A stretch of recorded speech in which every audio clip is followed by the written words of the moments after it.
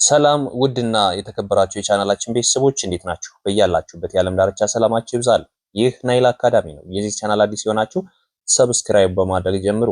ነባር ቤተሰቦቻችን ደግሞ ላይክ እና ሼር እያደረጋችሁ አማርኛን ከመሰረቱ ማንበብና መጻፍ ለሚቸገሩ ታዳርሱልኝ ዘንድ ከወዲሁ አሳስባለሁ። ዛሬ ደግሞ ቀላልና ግልጽ የሆኑ የአረፍተ ነገር አመሰራረቶችን እናያለን። አረፍተ ነገር እንዴት እንመሰርታለን? አረፍተ ነገር ማለትስ ምንድን ነው?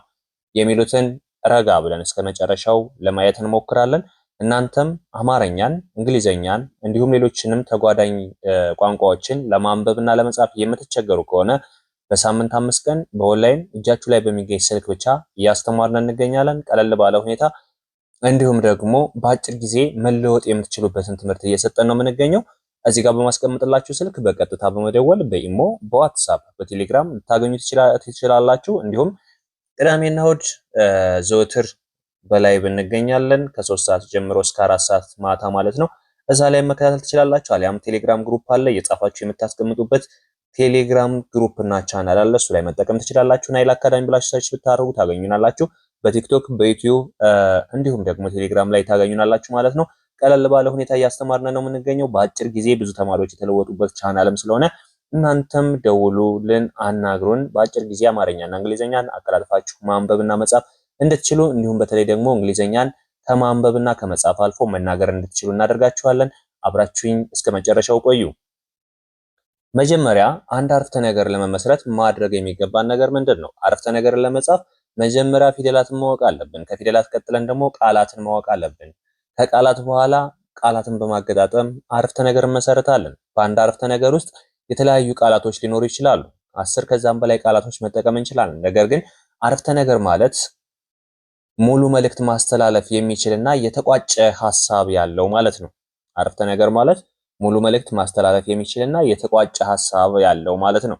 ስለዚህ እዚህ ጋር እንደምታዩት መርከብ ምን ይላል? መርከብ መርከብ። ይሄ መርከብ የሚለው አንድ ቃል ነው። መርከብ የሚለው አንድ ቃል ነው። በባህር በባህር የሚለውም አንድ ቃል ነው። ላይ የሚለው ደግሞ ይሄ አንድ አያያዥ ቃል ይባላል። ብቻ ስንልም አንድ ቃል ነው። የሚሄድ የሚሄድ መጓጓዣ ለማለት ነው። እዚህ ጋር ሶሪ እንግዲህ ዣ አድርጓት መጓጓዣ ነው። መርከብ በባህር ላይ ብቻ የሚሄድ መጓጓዣ ነው።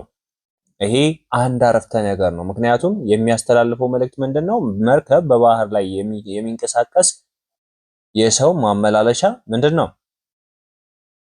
በባህር ላይ የሚሄድ የትራንስፖርት አንድ አካል ነው ማለት ነው። ስለዚህ መርከብ በባህር ላይ ብቻ የሚሄድ መጓጓዣ ነው።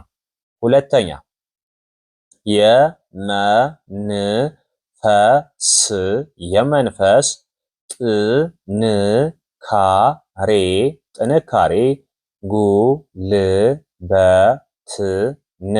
ጉልበትን የበለጠ ያበረታል። ይሄ አንድ አረፍተ ነገር ነው። ምንድነው የሚለው ስናነበው በአንድ ላይ የመንፈስ ጥንካሬ ጉልበትን የበለጠ ያጠነክራል ወይም ያበረታል። የመንፈስ ጥንካሬ መንፈሳችን ወይም አእምሯችን የውስጣዊ ህሊናችን ቀድሞ ከጠነከረ ጉልበታችን ይጠነክራል። ነገር ግን አስቀድመን ራሳችን ልፍስፍስ ካደረግነው እኛም ጉልበታችን እንዲልፈሰፈስ እየፈቀድንለት ነው ማለት ነው። ስለዚህ የመንፈስ ጥንካሬ ጉልበትን የበለጠ ያጠነክራል። መጀመሪያ መንፈሳችን ጠንካራ ከሆነና አልሸነፍም ባይነት ስሜት ካለን በቀላሉ ደክሞን እንኳ ያንን ስራ ወይም ያንን ተግባር ማከናወን እንችላለን። አያችሁ? ስለዚህ የመንፈስ ጥንካሬ ጉልበትን የበለጠ ያጠነክራል ወይም ያበረታል።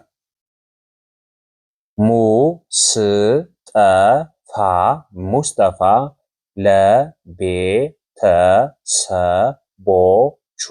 ለቤተሰቦቹ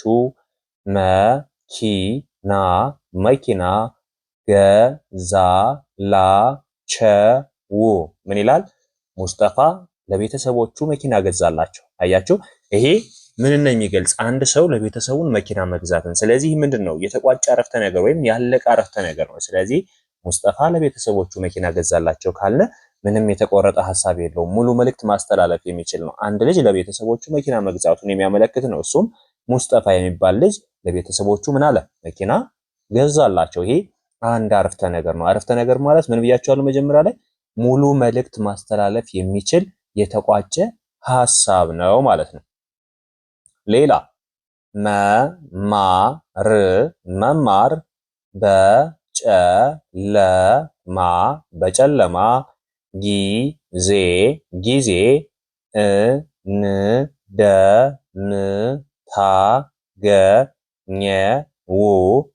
እንደምታገኘው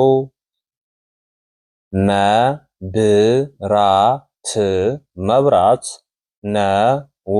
ምን ይላል በአንድ ላይ? ጨለማ መማር በጨለማ ጊዜ እንደምታገኘው መብራት ነው። ምናልባት እስኪ ቤታችሁ ላይ መብራት ጠፍቶባችሁ በጨለማ ለትንሽ ደቂቃዎች ቆይታችሁ ታውቃላችሁ?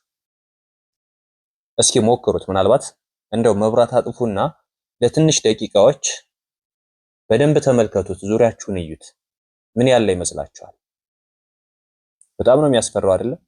የሆነ ነገር መጥቶ የጨበጠን እስኪመስለን ድረስ ነው የምንፈራው አይደለ? በጨለማ ሰዓት። ስለዚህ በጨለማ ጊዜ የምታገኘው መብራት የዚያን ያህል ካስደሰተ ከዛ ጨለማ ወጥቶ ሁሉን ነገር ብርሃን አድርጎ ሲያሳይህ በጣም ትደሰታለህ ወይም ትደሰቻለሽ አይደለ? መማር ከዛ በላይ ነው ወገኔ። አለማንበብ፣ አለመጻፍ እንደ ጨለማ ቁጠረው፣ እንደ ጨለማ ቁጠረው። በጨለማ ውስጥ ሂድ ብትባል አትሄድም፣ የትም መንቀሳቀስ አትችልም። ብትሄድም አደናቅፎ ይጥልሃል። አለመማርህም በህይወትህ ላይ እንቅፋት ነው። አለመማርሽ፣ አለማንበብሽ፣ አለመጻፍሽ በህይወትሽ ላይ ምንድነው አልኩሽ? እንቅፋት ነው። በማህበራዊ ኑሮ ሊሆን ይችላል፣ በተለያዩ ነገሮች እንቅፋት ነው የሚሆንብሽ። ስለዚህ መማር በጨለማ እንደምታገኘው መብራት ነው። አለቀ። ከሌሊቱ 6 ሰዓት ተነስተህ ወይም ተነስተሽ በጨለማ ተጓዥ ብትባይ ምንም አይነት እንቅስቃሴ ማድረግ አትችይም። ፍርሃት ይከብሻል፣ እንቅፋት አለ፣ በጣም ብዙ አይነት አደጋ አለ። አለመማርም እንደዚህ አይነት አደጋ ነው የሚገጥመው። ባለመማራችን እንዴት ነው የምንጨነቀው? ጻፉልኝ ለማለት ምን ያህል ነው የምንጨነቀው? አንብቡልኝ ለማለት ምን ያህል ነው የምንጨነቀው? ከዚህ በላይ ጨለማ አለ እንዴ? ከዚህ በላይ ውርደት አለ እንዴ? ስለዚህ እህት ወንድሞቼ እየወቀስኳችሁ ሳይሆን በጊዜያችሁ እንድትማሩና እንድትለወጡ ራሳችሁን ከዚህ ጨለማ ማንነታችሁ አውጥታችሁ ወደ ብርሃን እንድትቀላቀሉ ነው።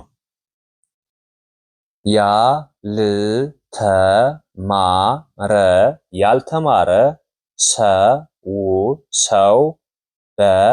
ሰው በጨለማ ውስጥ እንደሚጓዝ መንገደኛ ነው።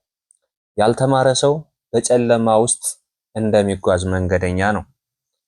በጨለማ መጓዝ ትችላላችሁ? አትችሉም።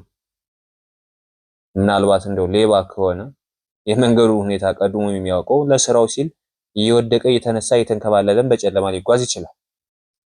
ግን ትክክለኛ ሰው የሆነ ወይም ትክክለኛ ማንነት ያለው ሰው በጨለማ መጓዝ አይችልም። አደናቅፎት ወድቆ ይሞታል፣ ወይ የአውሬ ራት ይሆናል፣ ወይ የሆነ ነገር ይገጥመዋል። ያልተማረ ሰውም ከዚህ በላይ ሊገጥመው ይችላል።